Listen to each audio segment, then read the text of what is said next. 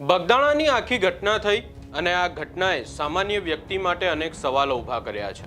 એ સવાલો એવા છે કે શું કોઈ પણ વ્યક્તિને ન્યાય મેળવવો હોય તો પછી આખા સમાજને ભેગા થવું પડે? શું તમામ મંત્રીઓને ભેગા થવું પડે? આ આખી ઘટનામાં જે સમાજ વચ્ચે અનેક સવાલો ઊભા થયા એ વાતને લઈને કોણ જવાબદારી લેશે? અને હવે આ તમામ બાબતને લઈ અને બ્રિજરાજ સોલંકી દ્વારા પણ એક પોસ્ટ કરવામાં આવી છે સોશિયલ મીડિયામાં। શું કહેવામાં આવ્યું છે બ્રિજરાજ સોલંકી દ્વારા એની વિગતે ચર્ચા કરીશું। નમસ્કાર, હું છું ઉજ્જવલ અને આપ જોઈ રહ્યા છો નિર્ભય ન્યૂઝ। આમ તો કોળી સમાજની કોઈ પણ બાબત હોય તો આપણને આમ આદમી પાર્ટીના નેતા બ્રિજરાજ સોલંકી હંમેશા આગળ જોવા મળે છે, અવાજ ઊભો કરતા જોવા મળે છે। પરંતુ આ વખતે આપણે જોયું કે બ્રિજરાજ સોલંકી ક્યાંક ને ક્યાંક ઇનએક્ટિવ જોવા મળ્યા, એટલે કે આપણને એટલા બધા એક્ટિવ ના જોવા મળ્યા। એકવાર જોવા મળ્યા કે જ્યારે તેઓ નવનીત બાલદિયાને હોસ્પિટલમાં મળવા ગયા હતા, ત્યારબાદ તેમના દ્વારા હજી સુધી આ ઘટનાને લઈ અને કોઈ પણ નિવેદન નથી આપવામાં આવ્યું। પરંતુ આ તમામ ચર્ચાઓની વચ્ચે હવે તેમના દ્વારા સોશિયલ મીડિયામાં એક પોસ્ટ કરવામાં આવી છે। આ પોસ્ટની જો ચર્ચા કરવામાં આવે તો આ પોસ્ટ ક્યાંક ને ક્યાંક જે એમના પિતા દ્વારા સવાલો ઊભા કરવામાં આવ્યા છે સરકારની સામે, એને લઈને કરવામાં આવી છે। અહીંયા લખવામાં આવ્યું છે કે બગદાણાની ઘટના બાબતે રાજુભાઈ સોલંકી દ્વારા મુખ્યમંત્રી શ્રીને પૂછવામાં આવેલા સવાલો। રાજુભાઈ સોલંકીની જો સૌપ્રથમ વાત કરવામાં આવે તો તેઓ બ્રિજરાજ સોલંકીના પિતા છે। અહીંયા જે સવાલો ઊભા કરવામાં આવ્યા છે એ સવાલો ક્યાંક ને ક્યાંક ખાસ છે। અહીંયા એવું લખવામાં આવ્યું છે કે શું કોઈ પીડિત વ્યક્તિને પોલીસ તંત્ર પાસેથી ન્યાય અપાવવા માટે દરેક ઘટના વખતે ધારાસભ્યો, સાંસદો અને મંત્રીઓ જૂથ બનાવી મુખ્યમંત્રી પાસે ન્યાય મેળવવા ગાંધીનગર ફરજિયાત જવું પડશે?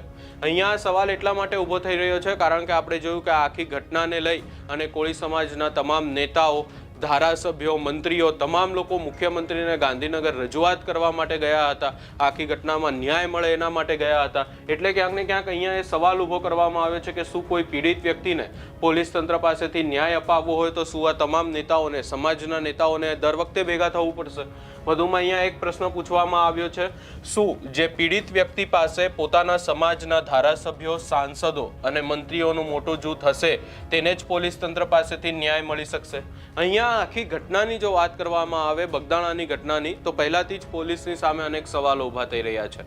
પીઆઈ ડાંગર, પીઆઈ પટેલ, ડીવાયએસપી રીમાબા ઝાલા, આ તમામ લોકોની સામે પણ ક્યાંક ને ક્યાંક ઇન્ક્વાયરીના આદેશ આપવામાં આવ્યા છે। એટલે અહીંયા એ સવાલ ઊભો થઈ રહ્યો છે કે શું કોઈ વ્યક્તિને ન્યાય જોઈતો હોય તો પછી આવી રીતે મંત્રીઓ જોઈશે? કોઈ સામાન્ય વ્યક્તિઓ એને ન્યાય મેળવવા માટે કેટલો સંઘર્ષ કરવો પડે છે એની વાત અહીંયા કરવામાં આવી। વધુમાં અહીંયા એક પ્રશ્ન કરવામાં આવ્યો છે, શું એકલ દોકલ પીડિત વ્યક્તિ કે જેની પાસે સમાજનું મોટું પીઠબળ ન હોય તે પોલીસ તંત્ર પાસેથી ન્યાય મેળવવાની અપેક્ષા રાખી શકશે કે નહીં?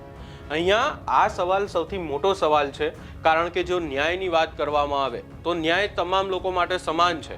કોઈ વ્યક્તિને જ્યારે ન્યાય માટે ન્યાય મેળવવો હોય તો પછી અહીંયા એ પ્રશ્ન ઊભો કરવામાં આવ્યો છે કે જે વ્યક્તિ હોય, પીડિત વ્યક્તિ, એની પાસે જો સમાજનું પીઠબળ ના હોય તો પછી એને ન્યાય કેવી રીતે મેળવવો?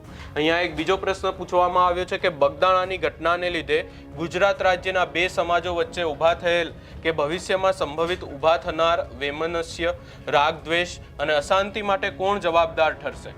આ પ્રશ્નને લઈને જો પણ ચર્ચા કરવામાં આવે તો હાલ જે કોળી સમાજ અને આહિર સમાજ વચ્ચે સવાલો તો અનેક ઊભા થઈ રહ્યા છે। સવાલો હવે એવા ઊભા થઈ રહ્યા છે કે આખી બાબતને લઈ અને પરસોત્તમ સોલંકી દ્વારા એક નિવેદન આપવામાં આવ્યું હતું, ધોકાવાળું નિવેદન આપવામાં આવ્યું હતું, અને આ ધોકાવાળા નિવેદનને લઈ અને હવે ક્યાંક ને ક્યાંક આહિર સમાજે પણ સામે ડિબેટ માટે ચેલેન્જ આપી દીધી છે।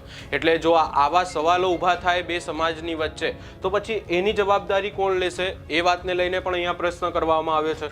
વધુમાં કહેવામાં આવ્યું છે કે શું પોલીસ તંત્ર પાસેથી ન્યાય મેળવવા માટે દરેક પીડિત વ્યક્તિ માટે તેના સમાજે ઝઝૂમવું ફરજિયાત બનશે?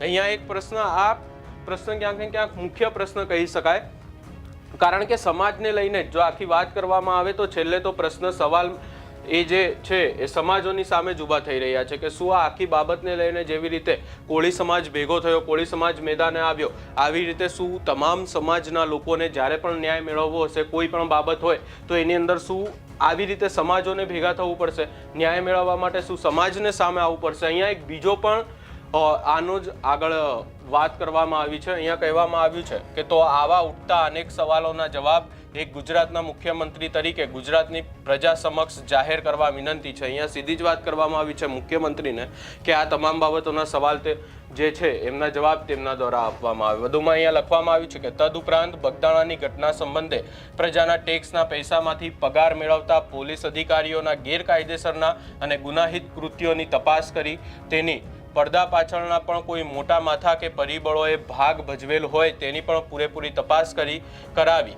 તેનો કોલ ડિટેલ્સ, કોલ લોકેશન અને જરૂર પડે તો નાર્કો ટેક્સ કરાવી અને જવાબદારો સામે ધોરણસર પગલાં લેવામાં આવે અને ગુજરાતની પ્રજાજનોના હિતમાં જવાબદારો સામે પગલાં ભરી ગુજરાતભરમાં તથા દેશભરમાં દાખલો બેસે તેવા પગલાં ભરવા અમારી માંગણી છે. અહીંયા આ જે છે નિવેદન આપવામાં આવ્યું છે રાજુભાઈ સોલંકી, અધ્યક્ષ વીર માંધાતા કોળી સમાજ સંગઠન ગુજરાત દ્વારા.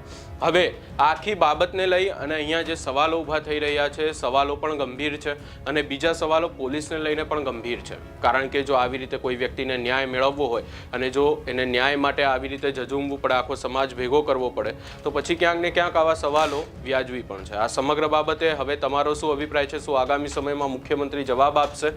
સમગ્ર બાબતે તમારો અભિપ્રાય અમને કમેન્ટ કરી જરૂર જણાવશો. અમારી ચેનલ નિર્ભય ન્યૂઝને લાઇક, શેર, સબસ્ક્રાઇબ કરવાનું ભૂલશો નહીં.